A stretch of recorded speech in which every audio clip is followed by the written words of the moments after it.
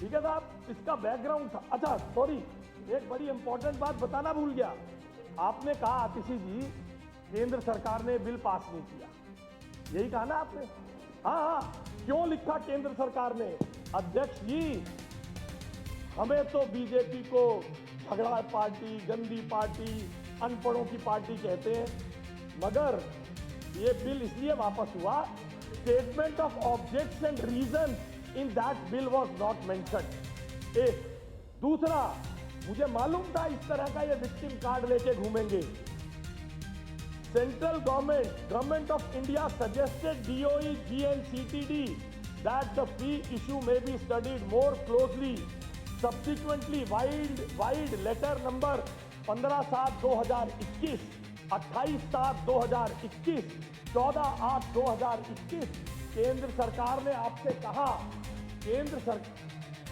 अरे सुनिए, लगातार बात चल रही थी, आप लोगों ने, और आपने लिखा क्या कि NEP 2020 आ गया है, अब हम इसके हिसाब से नया बिल बनाकर भेजेंगे। क्यों नहीं भेज दिया? भारत सरकार ने, आप आरोप लगाते हैं बैठ के, भारत सरकार ने हमें काम नहीं करने दिया। भारत सरकार ने 3 चिट्ठी लिखी अलग अलग, और जो अगला बिल लाए, proposal for regulating fee hike for private unaided recognised school running on, with in bracket लिखा था running on and allotted by DDA and other agencies with stipulated condition in their allotment letter lease to take final sanction for director. मगर इसमें भी उन बाकी के school, जो private school Delhi में चल रहे हैं, उनके रेगुलेशन और उनकी रोक टोक की कोई बात नहीं थी। इसलिए कह रहा हूं, और विशेष तौर पर जो इन अनऑथोराइज्ड कॉलोनी से आपके कुछ लोग जीत के आ रहे हैं, उन लोगों को विशेष ध्यान रखना है। अब इसमें कहते हैं, अब बाकी की बातें छोड़ दीजिए आतिशी जी, इस पर थोड़ा फुटनोट के साथ कह रहा हूं, थोड़ा दर्द होगा। Representation made by action committee, ये बिल बना था on the representation made by, ये proposal on the representation made by action committee. May kindly see the recent representation dated 9/10/2023 placed on page number 6366/C received from Action Committee, unaided recognized private school registered, requesting for implementation of, अध्यक्ष जी कृपया गौर करिएगा, implementation of CPI linked formula for fee hike for private unrecognized school। Atishi ji action committee किसकी है? नाम क्या है action committee वालों का? आतिशी जी, नेता प्रतिपक्ष जी बताओ ना, आप क्यों शर्मा रही हैं आतिशी जी? अरे एक्शन कमेटी का था। अरे आतिशी जी शर्मा रही हैं, आप तो बहुत शर्मा रही हैं आतिशी जी। आप बिल बनाएंगी, आप उन्हें CPI जमा 6% देंगे, आप CPI जमा 6% देंगे, और हम मुझसे पूछेंगे बता दो ना आतिशी जी एक्शन कमेटी वाले कौन है? अरे हाँ भी बताइए, बिल बनाएंगे आप सब गवाह। देखिए आप सब गवाह हैं। मंत्री जी, माननीय मुख्यमंत्री जी हमसे पूछ रहे थे एक्शन कमेटी वाले कौन है, आज बताइए तो आतिशी जी प्लीज, क्या रिश्ता है? ये रिश्ता क्या कहलाता है? अरे सुनो, CPI लिंक्ड फॉर्मूले का अर्थ समझ लीजिए, दिल्ली की जनता समझ ले। CPI लिंक्ड फॉर्मूले का मतलब कंज्यूमर प्राइस इंडेक्स के साथ 6%, यानी हर साल 12% मिनिमम फीस बढ़ाने की अनुमति दे रहे थे। अब आगे सुनो, अब और मजे की बात है। Hence in case of Delhi we propose, 1 minute रुको ना, 1 मिनट। आतिशी जी देखो आतिशी जी, मैं अरे बिल पे ही बोल रहा हूं बाबा, ये बिल ही है आपका, अभी आएगा, मैंने कहा था दर्द होगा। Hence in case of Delhi, सरकार ने प्रपोज किया। देखिए अध्यक्ष जी, मैं आपका संरक्षण का, आतिशी जी प्लीज, देखिए मुझे पता है ये तथ्य है, जिनके पास तर्क नहीं होते वो शोर मचाते हैं, बता रहा हूं ना। अरे सुन तो लीजिए अध्यक्ष जी, मैं आपका संरक्षण चाहता हूं, ऐसे नहीं होगा प्लीज प्लीज। उसमें प्रपोजल में कहा जाता है, hence in case of Delhi we propose a uniform fee increase equivalent to average CPI percentage for respective year plus an additional 7%। मैं गलती से 6 कह गया, यानी कि 13% के करीब की कहानी हर साल की कर दी थी। अब इसके आगे सुनिए मजे की बात, फिर इसके आगे मजे की बात पे ये प्रपोजल सबमिट कर दिया विभाग ने मिनिस्टर ऑफ 16/11/2023 को। 16/11/2023 को मिनिस्टर ऑफ एजुकेशन इस पे लिखते हैं, कौन थे जी 16/11/2023 को? आपको याद है साहब? विधानसभा सचिवालय को पता है 16/11/2023 को कौन थे शिक्षा मंत्री? यार थोनों से पता होना है सिंह साहब। MOE has desired to have a presentation in this matter. तो ऐसा भी नहीं है MOE वॉज अनअवेयर। उसके बाद 18/4/2024 को 18/4/2024 को may please see opinion of LA करके सरकार अधिकारियों ने इनके पास दे दिया। और उसके बाद सबसे अंत में हैरानी की बात यह है, 2023 हो गया, 24 हो गया डेट। अब ये 15/1/2025 को तत्कालीन मुख्यमंत्री जी का एक नोट लगकर ये फाइल चली जाती है। उसकी लास्ट लाइन पढ़ता हूं, detailed scrutiny of the proposal be done to ensure that fee regulation framework is equitable and serves the interest of, please इसको ध्यान से सुनिएगा, and serves the interest of both parents and educational institution. दोनों की चिंता है। अगर हम कोई बुराई नहीं है, देखिए प्राइवेट स्कूल जो है वो आज दिल्ली की सच्चाई है, क्योंकि सरकारों ने फेल किया है, जनता को अच्छे गवर्नमेंट स्कूल नहीं बना पाए। मगर सवाल ये है 23 से लेकर, मेरे पास वो भी कागज है जिसमें ये बताता है, ये प्रपोजल मुख्यमंत्री के कार्यालय पर, मुख्यमंत्री / शिक्षा मंत्री के कार्यालय पर 24 से लेकर 25 तक पड़ा रहा, उस पर कोई कार्रवाई नहीं हुई, ना रिजेक्ट किया गया। यानी मोल तोल चलता रहा प्राइवेट स्कूलों के साथ। क्योंकि आपने देखा 24-25 में मैंने आपको बताया आंकड़ा कि 24-25 में भी इन्होंने किसी स्कूल को अपने पास वो मंगा लिए, प्रपोजल मंगा लिए, मगर किसी स्कूल का फैसला नहीं किया। ये 3 साल तक बिल पड़ा रहा। लेन देन जो अभी कोई सज्जन कह रहे थे यहाँ, हाँ आप कह रहे थे दत्त साहब कि आशीष जी अंडर टेबल है, ये अंडर द टेबल का जीता जागता सबूत है। ये अंडर द टेबल का जीता जागता सबूत है। अब 4 मुद्दों पर विपक्ष ने बार बार एतराज किया है। 4 मुद्दों पर एतराज किया है। पहला मुद्दा है कि 450 अभिभावक खड़े इकट्ठे कैसे होंगे।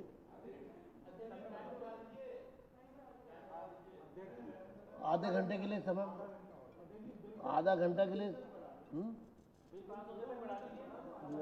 आधा घंटे के लिए समय बढ़ाया जाता है, वो पर्टिकुलर टाइम बढ़ता है। तो देखिए ये कहते हैं कि बिल पे 450 अभिभावक इकट्ठे होंगे। देखिए एक तो 2 बातें, मैं तथ्यों के साथ भी, बिल के प्रोविजंस के साथ भी जवाब दे रहा हूं, और दूसरी बात, किसी विरोध को इंस्टीट्यूशनलाइज होना ही होगा। विम्स एंड फैंसीज पर एक एक व्यक्ति, दिल्ली आज आप लोगों के नकारेपन के कारण दिल्ली की एजुकेशन व्यवस्था में प्राइवेट स्कूल एक सच्चाई है। You failed the people of Delhi to give good education at government schools, hence the number of private school continuously increase. और आप लोगों, अरे रुको तो सही यार, 1 सेकंड। मैंने तो, अरे सुनो, मैंने बताया था दर्द चलता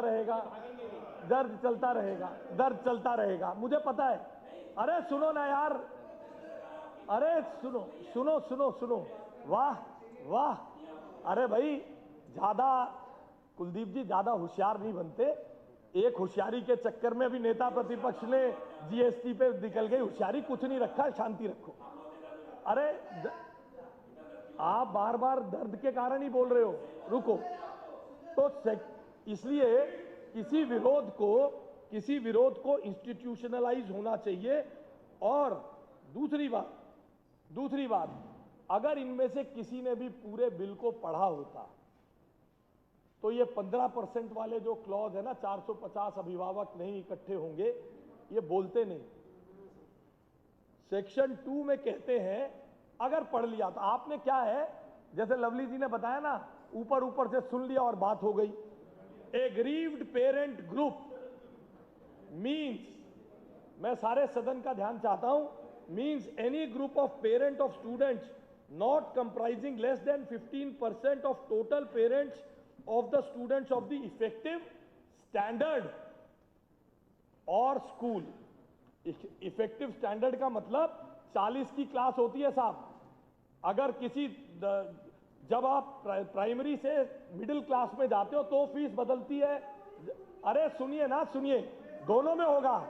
अरे दोनों में, वाह, अभी जब पढ़ा नहीं, सेक्शन पढ़े बिना, पहले जीएसटी पे नेता प्रतिपक्ष सेक्शन पर जानकारी के बिना, अब जब होगा तो दर्द लगातार बढ़ेगा।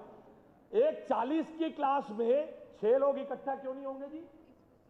मुख्यमंत्री जी ने अपनी संवेदनशीलता से एक प्रोविजन को ऐसे गढ़वाया है जिसमें पेरेंट्स का हित इस बिल के और इस सरकार का मध्य बिंदु है, सेंट्रल फोकल पॉइंट है। यह मुख्यमंत्री जी की दूरदर्शी सोच है। क्लास भी, और ये क्या चाहते हैं, ये अपनी बारी में तो लिखते हैं कि दोनों के इंटरेस्ट लें, और दोनों के अपनी बारी में आतिशी जी के वॉच एंड वार्ड में इनके सिग्नेचर से लिखा जाता है दोनों के इंटरेस्ट लें। और ये अराजक लोगों की टोली ये चाहती है कि हम उन 18 लाख बच्चों और उनके अभिभावकों को सड़कों पे लड़ाई झगड़े के लिए खड़ा कर दें। हमने वो बैलेंस्ड अप्रोच से बिल बनाया है जिसमें सबके इंटरेस्ट काबू रहेंगे। फिर कहते हैं ऑडिट नहीं है। झा साहब बताता हूं, झा साहब ने बैठे कह दिया। लवली जी ने कहा कि इसमें 1973 का बिल चला थोड़ी ना गया। आतिशी जी कहा था लवली जी ने, तो झा साहब ने बैठे कहा, मैं बैठे पढ़ लिया, इसमें तो कहीं नहीं लिखा। झा साहब ऐसे ही कहा, रिकॉर्डिंग आ जाएगी। सेक्शन 2025 के एक्ट के सेक्शन 20 सीधे शब्दों में कहता है, act in addition to and not in derogation to any other act. The provisions of this act are in addition to and not in derogation of any other law for the time being in force, including in Delhi school education act 1973, central act 18/1973 and right of children to free education, compulsory education, central act 35/2009। यानी इनको इतना शऊर नहीं है। 10 साल, आपने ठीक कहा, अगर इन्हें सिखा दिया होता तो ये गड़बड़ नहीं होती। इन्हें ये नहीं पता 1973 का एक्ट पार्लियामेंट का एक्ट है। How can this Vidhan Sabha repeal that act? This is common sense, which is, माननीय मुख्यमंत्री जी, which is very uncommon on this side। है 1973 के, अरे बाबा 1973 का एक्ट जब इसके साथ लगा हुआ है तो इसका मतलब तुम काहे का एक्ट करा रहे थे, तुम काहे का ऑडिट करा रहे थे जो तुम्हारे लोग बार बार चिल्ला रहे? अरे भैया अभी तो फंस गए झा साहब, एक और फंस गए। और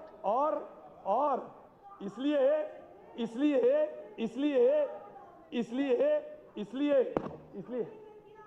अरे हाँ, मैं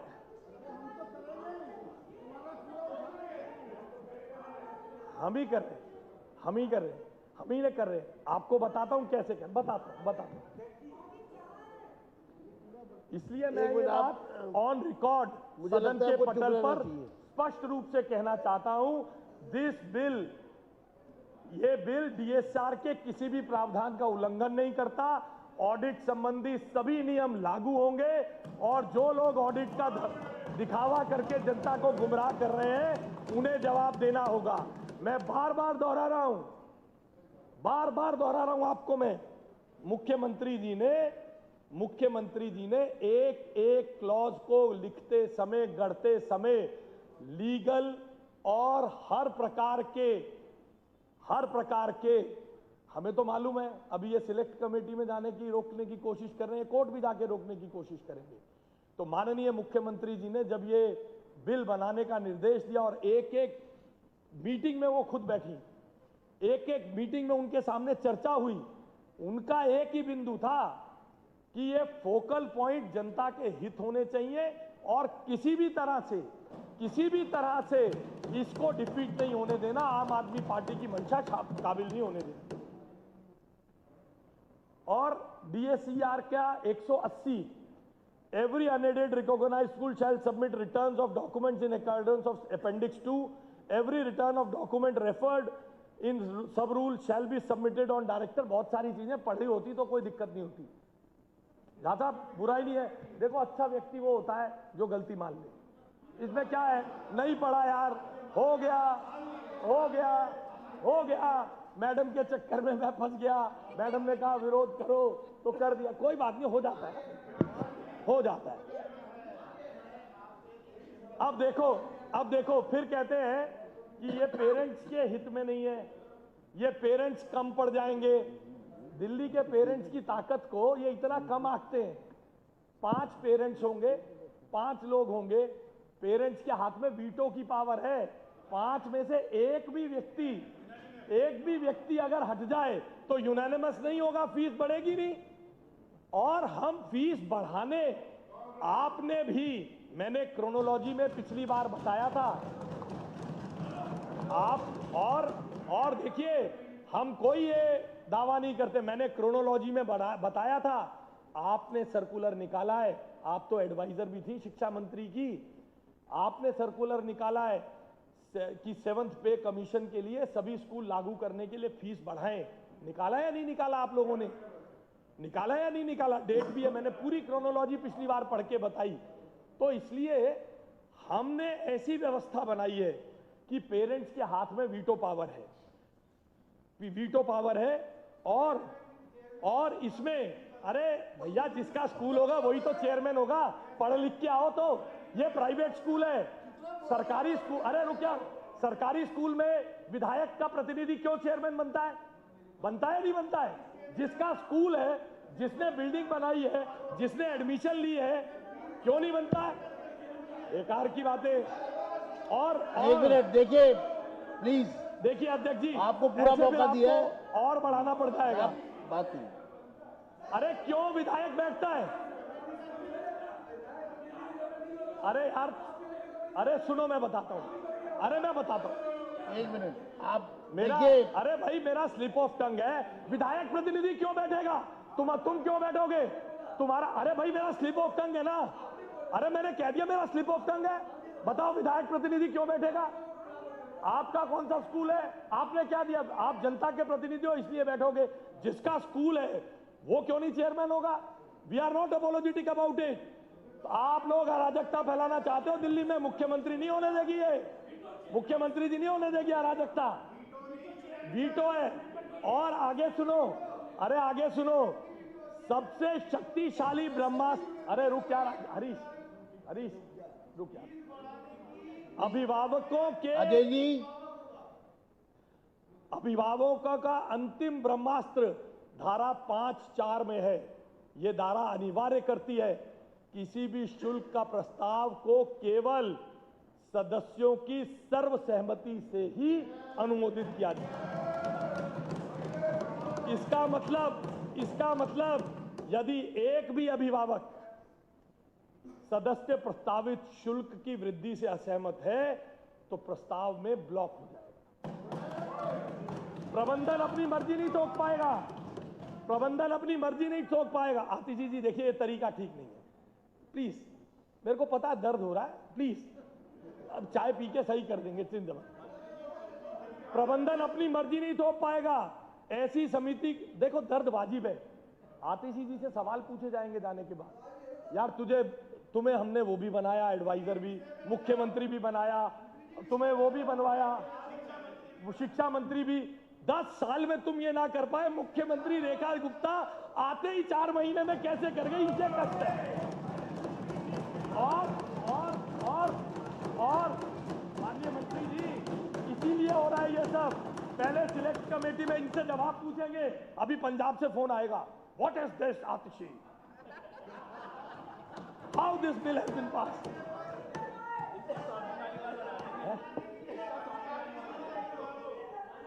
अच्छा देखो, अभी आतिशी जी, जब मैं पूछ रहा था, जब मैं देखो कितना जब मैं पूछ रहा था ये जो प्रपोजल बनाया है, इसमें वो कौन है, क्या भला एक्शन कमेटी, तब ये भरत अरोड़ा का नाम नहीं ले पाए। कोई बात नहीं, मैं समझता हूं। इसलिए